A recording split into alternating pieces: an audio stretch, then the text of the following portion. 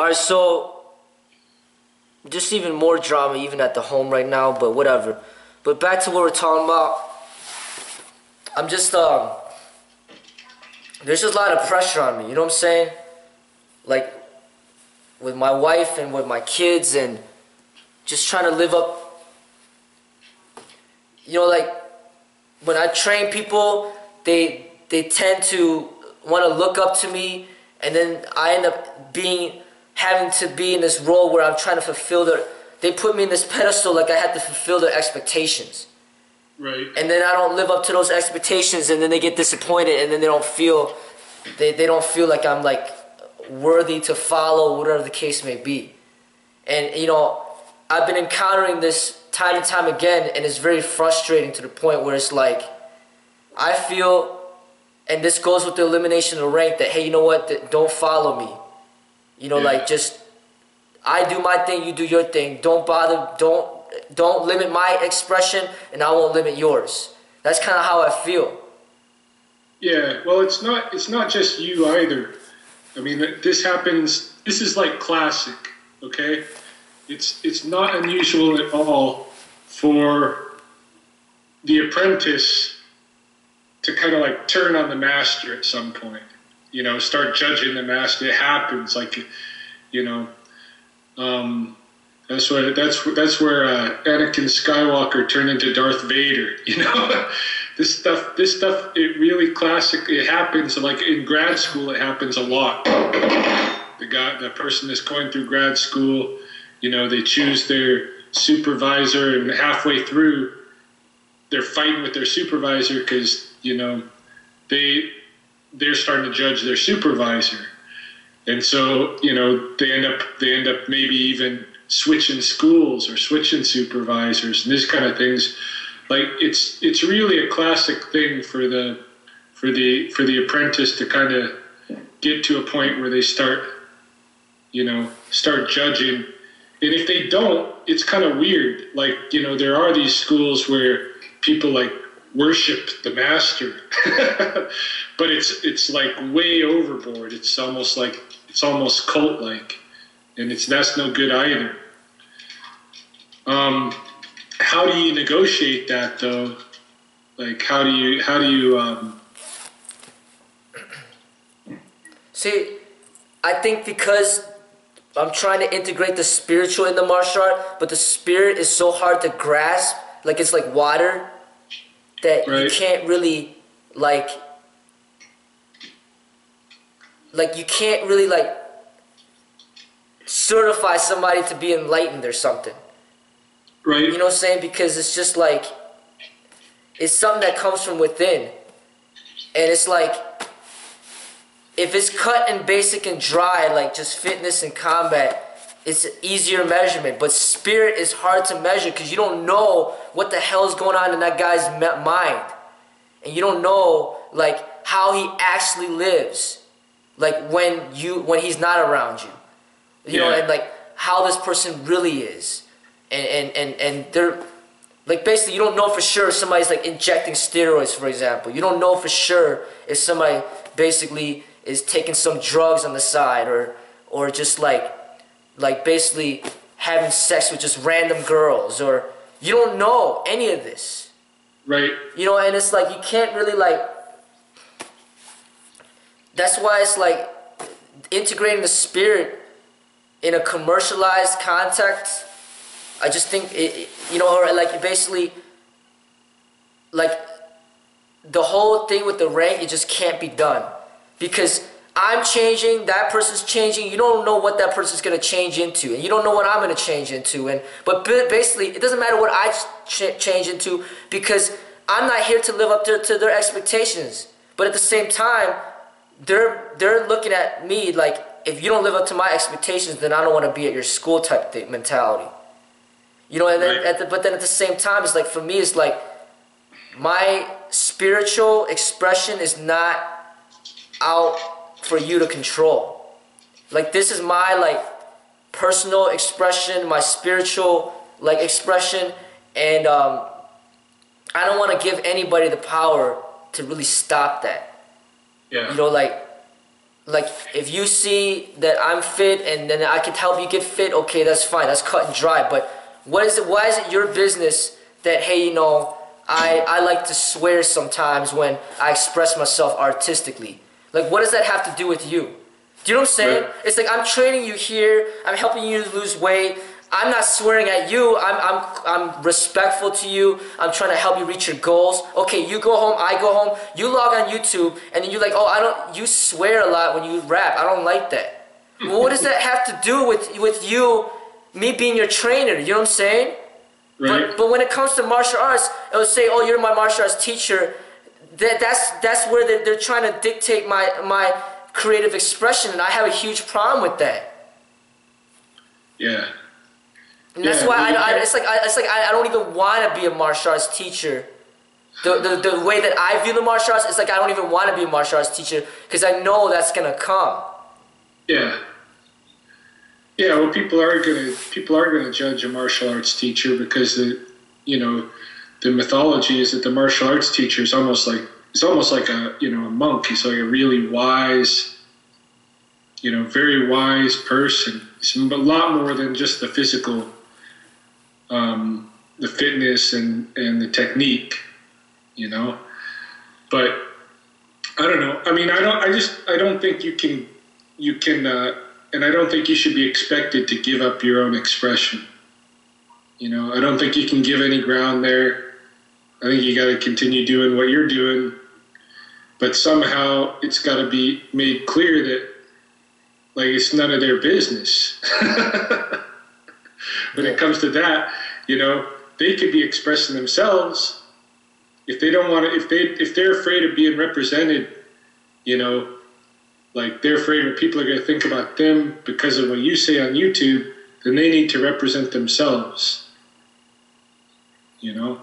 Yeah, I think there's kind of like he's the only one that's left that's kind of stuck in that rank mentality, because when we were talking about the rank, I was expressing that in order to be at the Sifu rank, you're gonna have to understand like my way of thinking, and we're gonna have to see eye to eye and all this other stuff. But then things changed, when I abolished the rank and when those people left, I realized that I can't. That's not gonna work. Because I'm changing so much that they can't really change with me unless they become like a robot, when they just blindly accept without truly understanding. You know what I'm saying?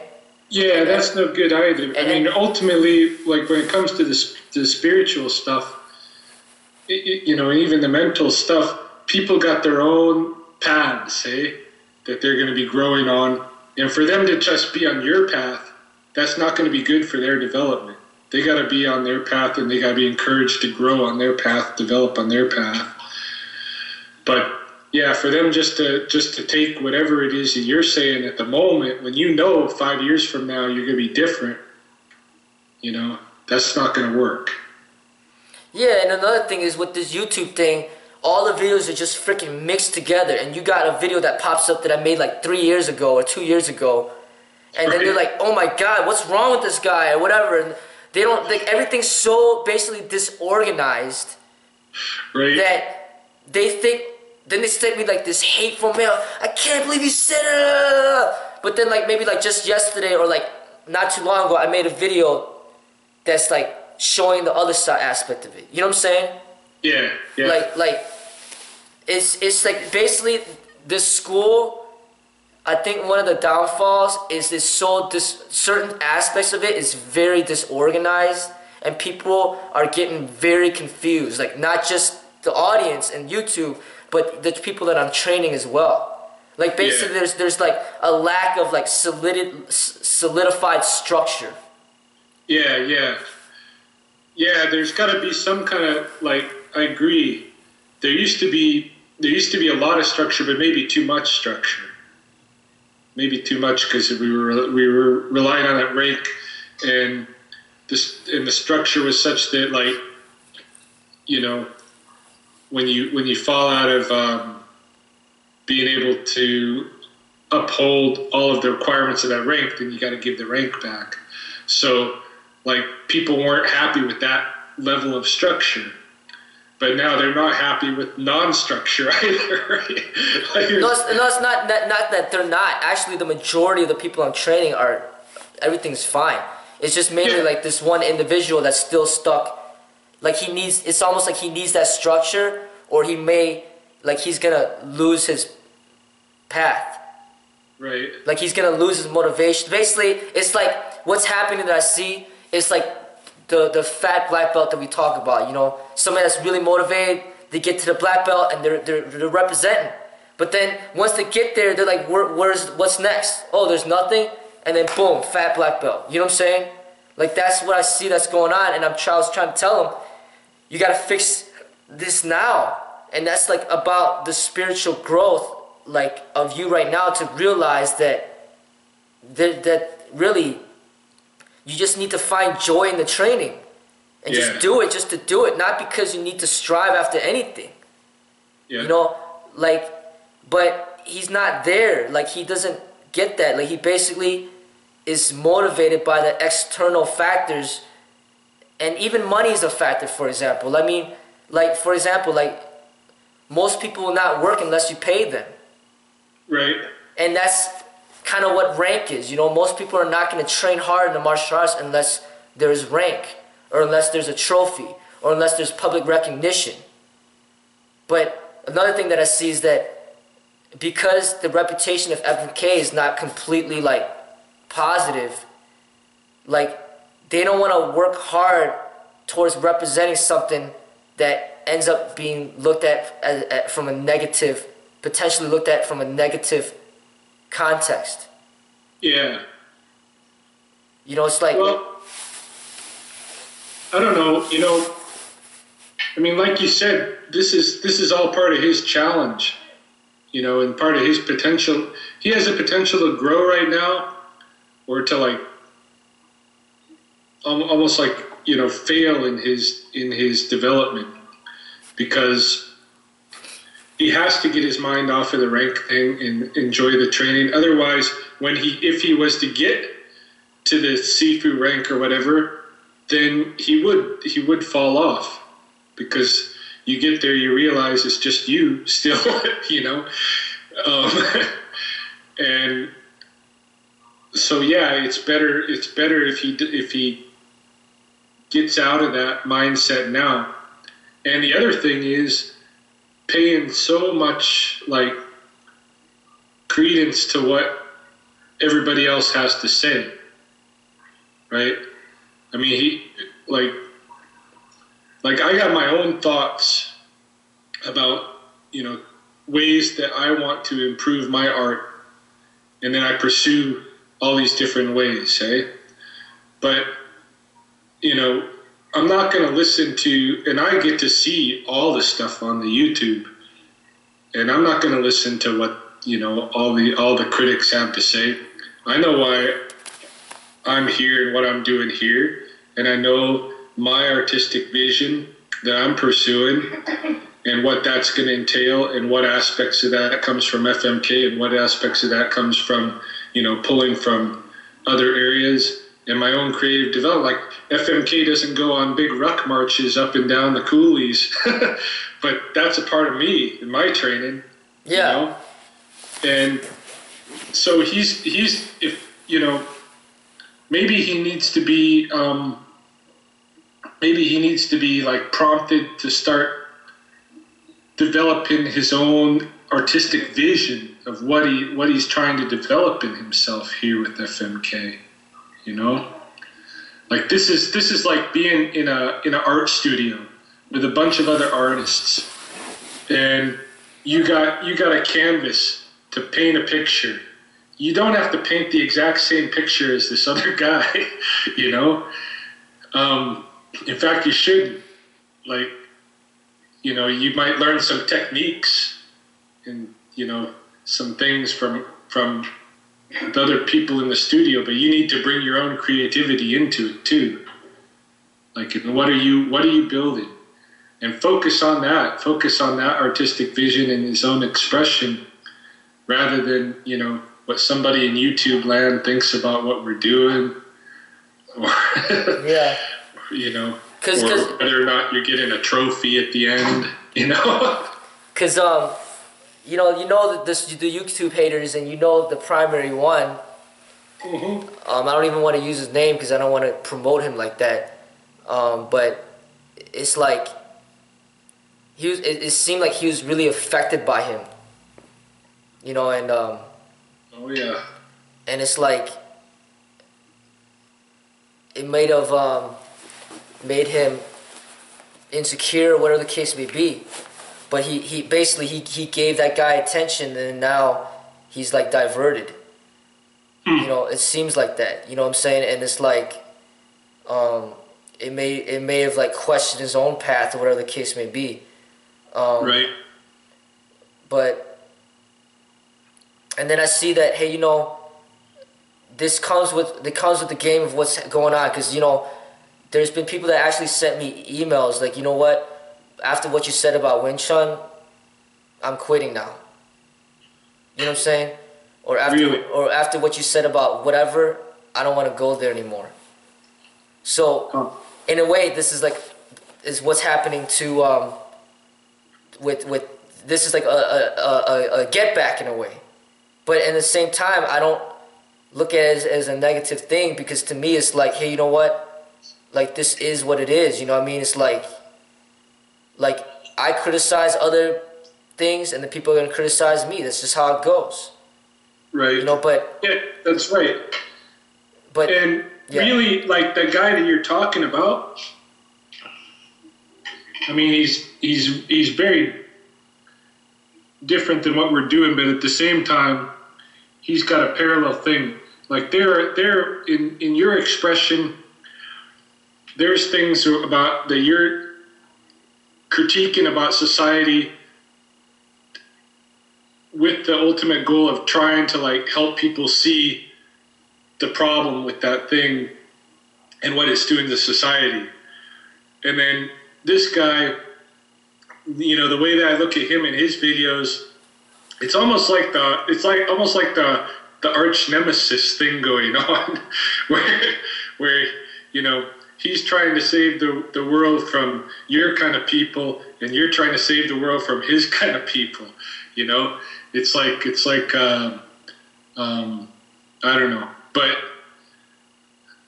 like that guy, even though he's got a lot of logical things to say,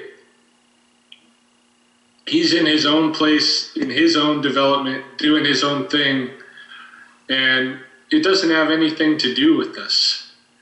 You know, I mean, I think to be swayed by him, again, like the person in FMK that's having the problem, why did he come to FMK to train? What is his purpose in FMK? And that's the thing. I don't think he's being totally honest about it. You know what I'm saying? And I'm like left to kind of, you know, try to figure out on my own. But I think there needs to be like a lot of like growth spiritually. I'm not saying that I'm better than him or other people. I just feel that I experienced my enlightenment earlier than he did. And I understand more about the path because I've gone through the phases. I've gone through the phases of where like I'm just like all positive, and then I'm looking down on all these other people, and then like I've gone the path of where like, hey, you know, like just being all peaceful, and then basically almost so peaceful to the point where people start bullying me, you know, and then like how like what happened to my work, you know, just like constantly just like ignoring everything and just like, you know, just like laughing everything off to the point where like it gets bottled up until like you explode. You know, so it's like just experience. Like experience like through time gets you to understand like the path even more deeply. And I think we're like at a different time of understanding because like I have like over 10 years and he might have like 2, and he doesn't understand where I'm at now because he's only 2 years in. Right. You know what I'm saying? It's like and you know, it's just. Hold on, let me see. Hello? Why?